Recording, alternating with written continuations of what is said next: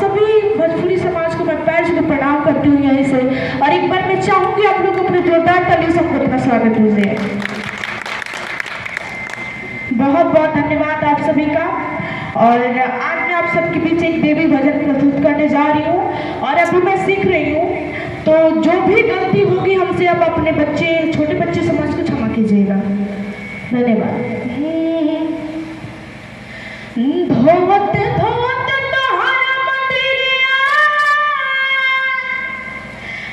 हाथवा खियोले होय है तब नाही काहे मैया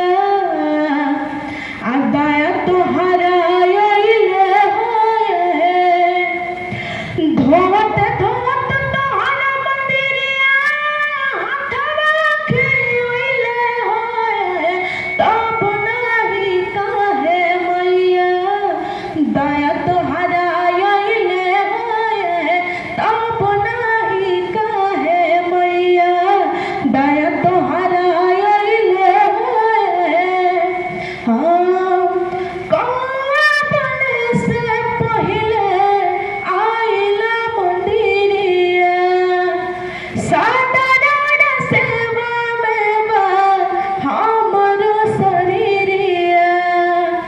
कौन से पहिले आइला मंदिरिया साधारण सेवा में बा हमरो शरीरिया।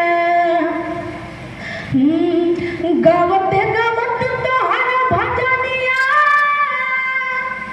ओठवा झुरइले होय तब नाही काहे मैया दाया तोहरा अइले होय तब नाही काहे मैया दाया तोहरा अइले होय। बहुत बहुत धन्यवाद आप सभी का।